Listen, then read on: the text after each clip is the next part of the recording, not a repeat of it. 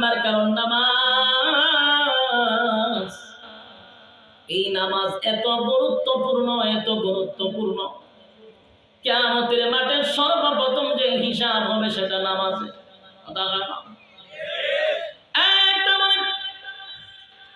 নামাজ, আল্লাহর নবী বলেন নামাজের জন্য আমি নিজেও রক্তাক্ত হয়েছি, অথচ ওয়াজ নসিহতের জন্য রক্তাক্ত হয় না। আমাদের দেশে ওয়াজ করা সহজ, কথা হয় না? ওয়াজ করা সহজ, বক্তায় ওয়াজ করে, সবাই ওয়াজ করতে পারেন, ওয়াজ করা একবার সহজ, কথা হয় না? কিন্তু ওয়াজ অনুযায়ী আমল করা বড় কঠিন। ওয়াজ করা সহজ কিন্তু আমল পাওয়া যায় না। এই জন্য আমি বলবো শুধু ওয়াজ শুনলেই হবে না, আমল দরকার আছে, কথা হয় না? সারা রাত ওয়াজ শুনলাম কিন্তু ওয়াজ শুনা খুব ভালো লাগছে, চোখের পানি ভালাইয়া বাড়ি গেল, পরের দিন আবার যেছি মসজিদে নামাজও নাই, লাভ হইল নি? জাহান্নামীরা বলেন আমরা জাহান্নামে আসছি একমাত্র নামাজের কারণে। এই জন্য যুবক ভাইরা, নামাজ যেহেতু জাহান্নামে যাওয়ার প্রথম নাম্বার হিসাব হবে নামাজে, তাই আমাদের গুরুত্ব দেওয়ার দরকার আছে না? আল্লাহর হাবিব দুনিয়া থেকে যেদিন বিদায় হয়ে যাবে, ফাতেমার কথা কিন্তু বলে নাই, আলীর কথা বলে নাই, আবু বকরের কথা বলে নাই, নিজের মেয়ে ফাতেমার কথাও বলে নাই। মৃত্যুর আগ পর্যন্ত উম্মতকে নামাজের আদেশ করে গেছেন। সুবহানাল্লাহ, নামাজের আদেশ করছেন। পয়গম্বর মৃত্যুর আগে যখন ওনার মাথা ব্যথা শুরু হয়ে গেল, অসুস্থ হয়ে গেছে, মাথা তুলতে পারে না, সারা শরীরে নবীর কম্পন সৃষ্টি হয়েছে। মসজিদে নববীতে সাহাবায়ে কেরামরা নামাজের জন্য অপেক্ষায় ছিল, পয়গম্বরের ইমামতিতে তারা নামাজ পড়ল। সাহাবীরা পাগল হয়ে যেত নবীর পিছনে নামাজ পড়ার জন্য, ইমামতি তো করত পয়গম্বর। কিন্তু যখন ফজরের সময় সবাই দাঁড়ায় আছে, পয়গম্বর এখনো মসজিদে নববীর ভিতরে ঢুকে না। নামাজের রক্ত চলে যায় কিন্তু সাহাবীরা নবীর দিকে তাকায়, নবী তো আসে না। সাহাবায়ে কেরাম অপেক্ষা করতে নামাজের টাইম চলে যাবে। এই জন্য খলিফাতুল মুসলিমিন হযরত আবু বকর মসজিদের মিম্বরে গিয়া দাঁড়ায় গেলেন নামাজের জন্য। যেই মাত্র নামাজে দাঁড়াইছেন, সাহাবায়ে কেরামরা কান্নার রুল ফালায়া দিছে, কান্না শুরু করে দিছে। বুঝতে পেরেছে আর কোনদিন পয়গম্বরের পিছনে নামাজ পড়ার হবে না। যেহেতু পয়গম্বরের জায়গায় আবু বকর ইমামতির মধ্যে দাঁড়ায় গেছে, বুঝা গেল রে পয়গম্বর আর নামাজে দাঁড়াবে না, আর কোনদিন নবীর পিছনে নামাজ পড়তে পারবো না। নামাজ শুরু হয়ে গেল, পয়গম্বর মসজিদে নববীর ভিতরে ঢুকতে পারলো না। পাশে ছিল আম্মা জান আয়েশা, ডাক দিয়া বলেন, আয়েশা আমার বুকে ব্যথা, মাথায় ব্যথা, আমি উঠতে পারি না। মসজিদে নববীর মধ্যে কি নামাজ শুরু হয়ে গেছে? আয়েশা বলেন, নবীজি মসজিদে নববীর মধ্যে নামাজ শুরু হয়ে গেছে আমার আব্বার ইমামতিতে। আল্লাহর নবী বলেন, আয়েশা আমার মাথাটা একটু উঁচু করে ধরো, আমি মসজিদে নববীর দিকে তাকায়া দেখতে চাই। আল্লাহর পয়গম্বরের মাথা মুবারকটা উঁচু করে ধরলেন। নবীজি মসজিদে নববীর দৃশ্য দেখতেছিলেন, নামাজের দৃশ্য দেখে নবী মুস্কি হাসি দিলেন, কিন্তু চোখ বেবে গাল বেবে নবীর চোখের পানি পড়তেছিল। আম্মা জান আয়েশা বলেন, হাবিব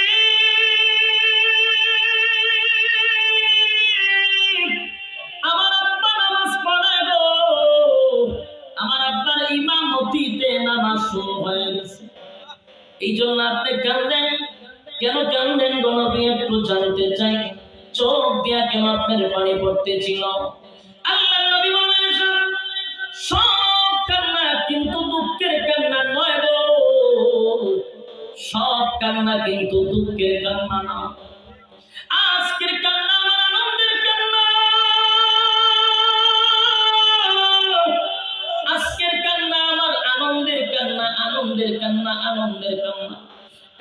13টা বছর মক্কা নগরীতে আমার বেঈমানের বাচ্চাগুলি মারছে এই নামাজ কায়েম করতে গিয়া।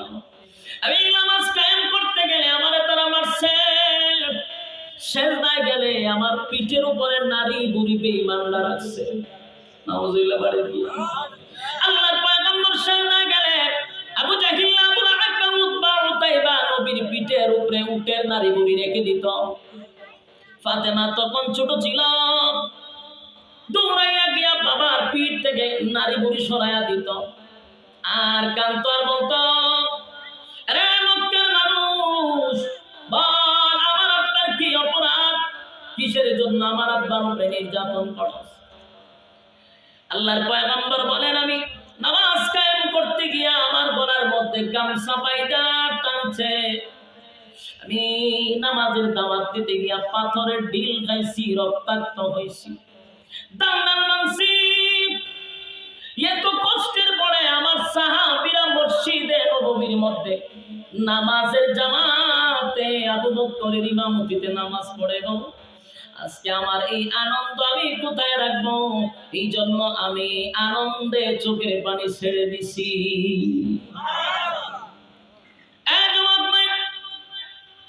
মালাকুল মউত আজরাইলকে পাশে রেখে নবী উম্মতকে বলেন, আসসালাত আসসালাত আসসালাত। আমার উম্মতেরা নামাজ ছাড়বি না, নামাজ ছাড়বি না। সারা বাংলাদেশে ওয়াজ নসিহত কম হয় না, প্রচুর ওয়াজ নসিহত হয়। বলুন তো দেখি, ওয়াজ নসিহতের দ্বারা 4 পয়সার কোনো ফায়দা হয়েছে? কথা হয় না, আমার কথা ওয়াজ না। যে পরিমাণ ওয়াজ মাহফিল হয়, কেন ফায়দা হয় না? যিনি ওয়াজ করে ওনার আমল নেই, ঠিক? এই জন্য আমাদের মেন কথা হবে, ওয়াজ শোনা ফরজ নয়। এখন এত রাত পর্যন্ত ওয়াজ শোনার দরকার নাই, অল্প ওয়াজ শুনবো, কিন্তু আসল ফরজ আমার আদায় করার দরকার আছে না? নাই।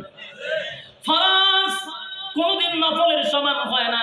1000 নয়, কয়েক লক্ষ নফল এক জায়গায় রাখলো, 1 ওয়াক্ত ফরজের সমান হবে না। তাই আমি বললাম, ফি জান্নাতি ইয়াতাসালুন, জান্নাতীরা জাহান্নামীদেরকে বলবে, ও জাহান্নামীরা কেন জাহান্নামে আসছো? জাহান্নামীরা ফি জান্নাতি ইয়াতাসালুন আনিল মুজরিমিনা মা সালাকাকুম ফি সাকার।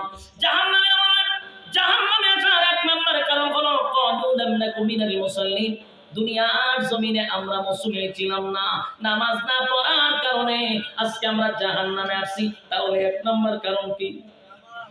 আরো জোরে, নামাজ না পড়া। 2 নম্বর কারণ হলো ওয়ালাম নাকুনু তুইমুল মিসকিন। 2 নম্বর কারণ হলো অভাবীদেরকে খাবার দিতাম না, অভাবীদেরকে খাবার দিতাম না।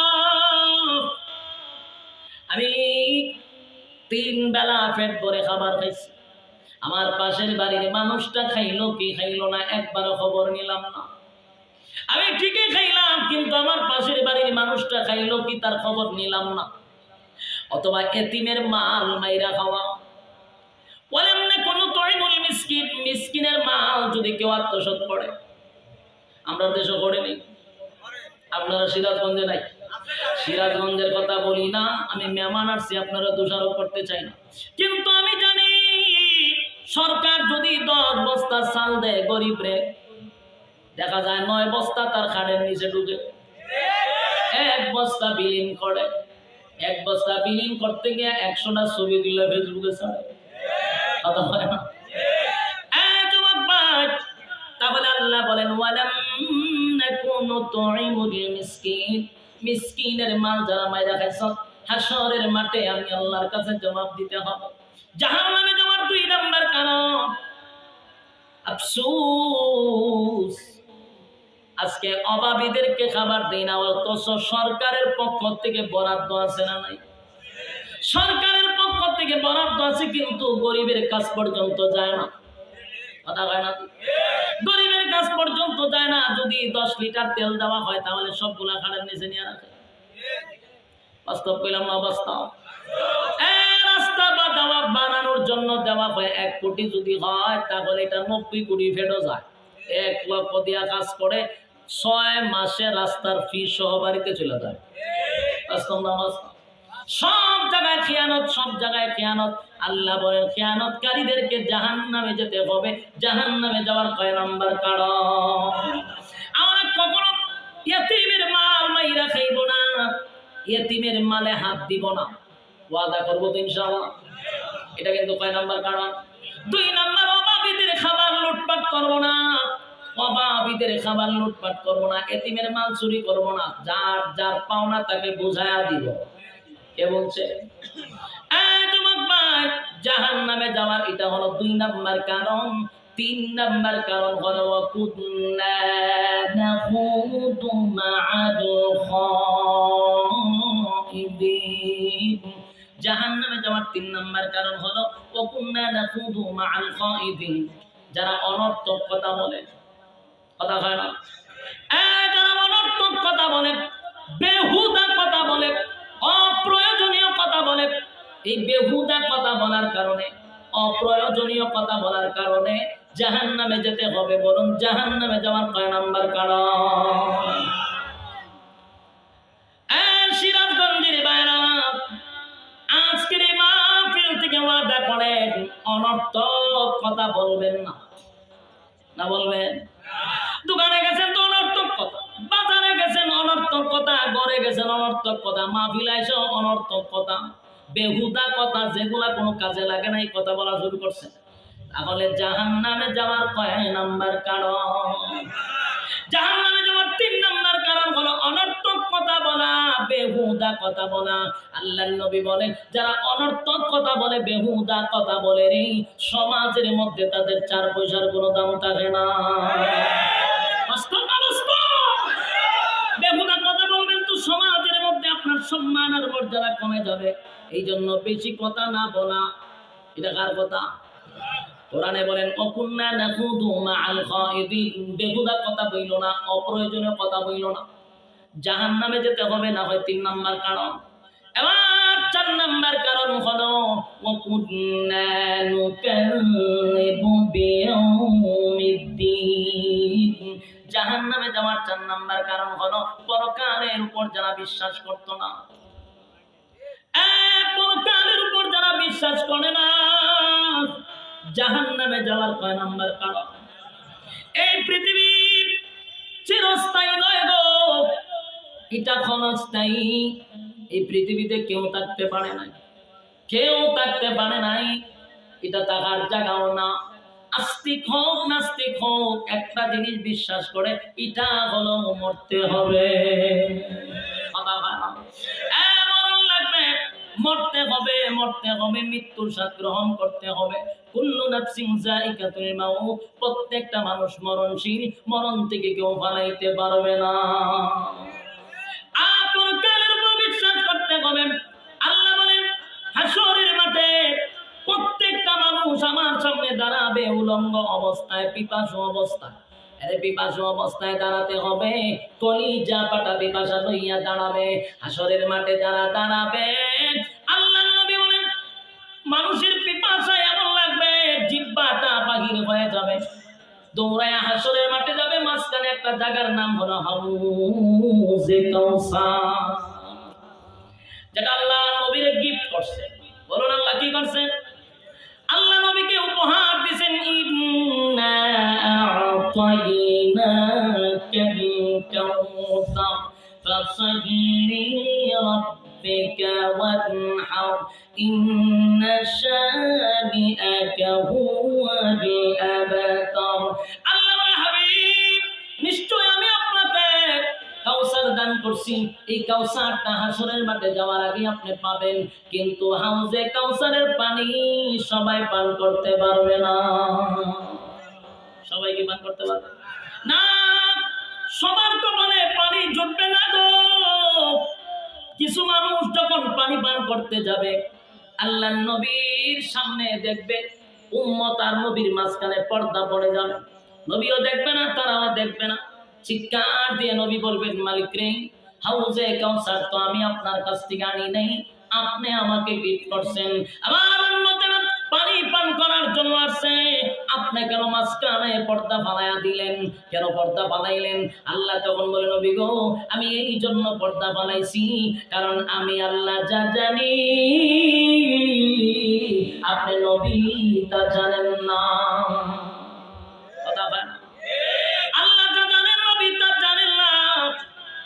আমি কেন মাঝখানে পর্দা বানাইছি? কারণ আপনার কাছে যারা আসছে পানি পান করার জন্য, তারা আপনার রেখে যাওয়া ইসলাম, ধান ধান ভাঙ্গা ইসলাম, রক্ত জড়ানো ইসলাম তারা দুনিয়াতে পালন করে নাই। তারা মন গড়া মতো ইসলাম পালন করছে, মন গড়া ইসলাম পালন করছে, আপনার তরিকা মানে নাই, আমি আল্লাহর হুকুম মানে নাই। এই জন্য আজকের এই দিনে আমি তাদেরকে আপনার বরকতি হাতের পানি পান করতে দিব না। কথা হয় না, নবীর তরিকা নাই, আল্লাহর হুকুম নাই, আইসা যদি লম্বা কথা কয় মানা যাবে? কথা হয় না, মানা যাবে না। কারণ তোমার মধ্যে আমার রাসূলের তরিকা নাই, তোমার মধ্যে আল্লাহর হুকুম নাই, তোমার কথা মানা যাবে না। আল্লাহ এই জন্য আমি মাঝখানে পর্দা ফলাইছি, কারণ এরা দুনিয়াতে লম্বা কথা বলছে কিন্তু আপনার তরিকা মানে নাই, আমার হুকুম মানে নাই। এই জন্য তাদেরকে আপনার বরকতি হাতের পানি পান করাতে দিব না। পর্দা ফলাই আল্লাহ রাসূল বলবেন, সুহকান সুহকান লিমান গায়রা বাদি, দূর হয়ে যা, দূর হয়ে যা, এমন উম্মতের দরকার নাই। যেখানে নবী যদি কয় দূর হয়ে যা, এমন উম্মতের দরকার নাই। আপনারা পানি পান করাইব কে? কথা হয় না, পানি পান করাইব নি কেউ? সেদিন হাসরের মাঠে যদি পানি পান না করতে পারে, তাহলে আল্লাহ রাসূল বলেন জিহ্বা কুকুরের মতো বাহির হয়ে যাবে, মাথার মগজগুলি গলে যাবে, এই উপায় থাকবে না। এই জন্য পরকালের উপর যদি বিশ্বাস না করি, কারণ পরকালে আমাদেরকে আবার জীবিত করা হবে হিসাব নেওয়ার জন্য। কি নেওয়ার জন্য? হিসাব নেওয়ার জন্য রব্বে কারীম আমাদেরকে তার কাঠগড়ায় দাঁড় করাবে। সেদিন আমার আল্লাহ ইনসাফওয়ালা বিচারক হবে। কি ওয়ালা বিচারক? ইনসাফওয়ালা বিচারক। সমাজের মধ্যে যারা বেইনসাফের বিচার করেন, সাবধান হয়ে যান। কথা হয় না, টাকার জন্য যারা বিচার ঘুরাইয়া দেন, সাবধান হয়ে যান। বর্তমান সমাজে সত্যটাকে মিথ্যা বানানো হয়, মিথ্যাটাকে সত্য বানানো হয় টাকা দিয়া। বাস্তব অবস্থা সমাজের মধ্যে যারা বেইনসাফে বিচার করে, সত্যটাকে মিথ্যা বানায় দেয়, মিথ্যাটাকে সত্য বানায় দেয়, এই যে বেইনসাফি বিচার করতেছ, ধৈর্য ধরো, বেশি দিন না, এই দুনিয়া ছেড়ে তোমাকেও চলে যেতে হবে, আল্লাহর কাঠগড়ার সামনে দাঁড়াইতে হবে। আল্লাহ বলেন সেদিন আমি ইনসাফওয়ালা বিচারক হব। সমাজে বেইনসাফি বিচারক আসেনি? কথা হয় না, যার টাকা আছে তার বিচার আছে। কথা হয় না, যার টাকা আছে বিচার আছে, যার টাকা নাই এই সমাজে তার বিচার নাই। বাস্তব না বাস্তব? শেষ কথা, বাস্তব না বাস্তব? সত্য কথা বলে যাই, মন দিয়ে শুনেন সবাই, সত্য কথা বলে যাই, মন দিয়ে শুনেন সবাই, এই সমাজের আদালতে গরিব দুঃখীর বিচার নাই, এই সমাজের আদালতে গরিব দুঃখীর বিচার নাই। সত্য কথা বলে যাই, মন দিয়ে শুনেন সবাই, এই সমাজের আদালতে গরিব দুঃখীর বিচার নাই, এই সমাজের আদালতে গরিব দুঃখীর বিচার নাই। অফিস আদালতে পাইলে ঘুষ বিনা চলে না কাম, ঘুষ পাইলে সব সারে না, বলে না সে নইল কাম। অফিস আদালতে পাইলে ঘুষ বিনা চলে না কাম, ঘুষ পাইলে সব সারে না, বলে না সে নইল কাম। ঘুষ না দিলে আদালতে বাইরে, ঘুষ না দিলে আদালতে গরিব দুঃখীর বিচার নাই, এই সমাজের আদালতে গরিব দুঃখীর বিচার নাই, এই সমাজের আদালতে গরিব দুঃখীর বিচার নাই। সত্য কথা বলে যাই, মন দিয়ে শুনেন সবাই, এই সমাজের আদালতে গরিব দুঃখীর বিচার নাই।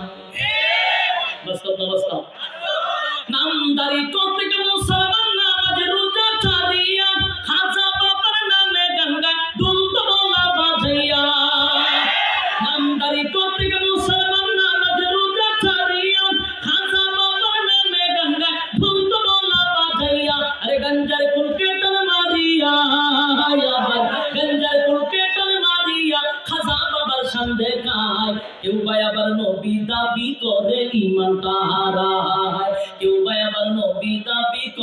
ইমানটা হারায়। সত্য কথা বলে যাই মন দিয়ে শুনেন সবাই, সত্য কথা বলে যাই মন দিয়ে শুনেন সবাই, এই সমাজের আদালতে গরিব দুঃখীর বিচার না। বাস্তব না বাস্তব? যুবক ভাই, আল্লাহ রাব্বুল আলামিন বলেন মালিক ইয়াউমিদ্দিন, পরকালে আমি বিচারক হব, কিয়ামত দিবসের বিচারক হব। সেদিন আমি আল্লাহ ইনসাফের বিচার করব। পৃথিবীর জমিনে যারা বেইনসাফি বিচার করো, নাটক সাজাইয়া সাজাইয়া তোমরা নির্দোষ মানুষগুলাকে কাঁচার ভিত্তি বন্দী করছো, আল্লাহর কসম গজব আসবে, এর মধ্যে কোনো সন্দেহ নাই। নিরহ মানুষগুলাকে ধইরা ধইরা নাটক সাজাইয়া কাঁচার ভিতরে বন্দী করে রাখছো। আজকে ক্ষমতা দিছে কে? আল্লাহ ক্ষমতা দিছে, ক্ষমতার অপব্যবহার করতেছো। আল্লাহ বলেন ক্ষমতা দিছি আমি আল্লাহ, সম্মান দিয়া চেয়ারে বসাইছি আমি আল্লাহ, কিন্তু আমি আল্লাহ চাইলেও জুতাটা ভিড়াইয়া নামাইতে পারি। মালিক বলেন ইজ্জত দিছি আমি আল্লাহ, বিজ্জত করতে পারি আমি আল্লাহ। وتعز من تشاء وتذل من تشاء بيدك الخير إنك على كل شيء قدير। ইজ্জতের মালিক কে? বেজ্জতের মালিক কে? এই যুবক ভাই, ইজ্জত দিয়ে আল্লাহ চেয়ারে বসেছে, তাই ক্ষমতা দেখানো যাবে না। আজকে গোটা পৃথিবীতে তাকায়া দেখেন শুধু ক্ষমতার বাহাদুরি। কথা হয় না? ক্ষমতার বাহাদুরি, ক্ষমতার বাহাদুরি। আমেরিকা আজকে তাকায়া দেখেন বিশ্বের সবচেয়ে শক্তিশালী দেশ তাদেরকে বলা হয়। আমেরিকার মতো এই দেশগুলা যতগুলা লাল চামড়া কুত্তাগুলি আছে সব এক হয়ে গেছে। সব এক হইছে একমাত্র মুসলমানদেরকে দমন করার জন্য। কথা হয় না? যুবক ভাই, গোটা পৃথিবীর লাল চামড়া কুত্তাগুলি, রাম ভাম গুলি সব এক প্ল্যাটফর্মে চলে আসছে। আমরা মুসলমান কেন করে বসে রয়েছি? কথা হয় না? মুসলমানরা ঘরে বসে আছে, আরব দেশগুলি বৈশা বৈশা ইহুদি খ্রিস্টানদের পা চাটতেছে। বাস্তব না বাস্তব? যুদ্ধ বন্ধ হয়ে যায় একদিনে যদি আরবরা ঘোষণা দেয় আমরা আগামীর থেকে তেল দিব না। যদি খালি আমেরিকাকে তেল দেওয়া বন্ধ করে দেয়, আমেরিকার শব্দ গোষ্ঠী উদ্ধার হয়ে যাবে। কিন্তু পা চাটতেছে আমাদের মুসলমান দেশগুলি। আর একটা নিন্দা জানালে যে আমরা এটা নিন্দা জানাচ্ছি, ইসরায়েলিদের হামলার কারণে আমরা নিন্দা জানাচ্ছি, এতটুকু শেষ। এটা দিয়ে শেষ? আমাদের প্রতিদিন মা বোনদের রক্ত দেখতে হচ্ছে, প্রতিদিন লাশের মিছিল দেখতে হচ্ছে, প্রতিদিন কোনো না কোনো মায়ের বুক কালি হচ্ছে, আর বিশ্বের দরবারে তারা নিন্দা জানাচ্ছে। এটা কি শেষ? আফসোস, আজকে আমাকে মারছে, কালকে তোমাকে মারার জন্য প্রস্তুত থাকে। কথা হয় না? কারণ সব লাল চামড়া কুত্তাগুলির একটা উদ্দেশ্য, এই জমিন থেকে মুসলমানদেরকে উদ্ধার করতে হবে। বাস্তবটা বাস্তব। এই জন্য মুসলমান দলাদলি বাদ দিয়ে এক প্ল্যাটফর্মে আসা দরকার। কথা হয় না? এখনো দল করবে না, সব এক প্ল্যাটফর্মে আসা দরকার। যদি আমরা এখন ঐক্য না হই, আগামীতে আমাদের জন্য বড় ভয়ঙ্কর সময় আসতেছে, এর থেকে বেশি ভয়াবহ সময় আসতেছে।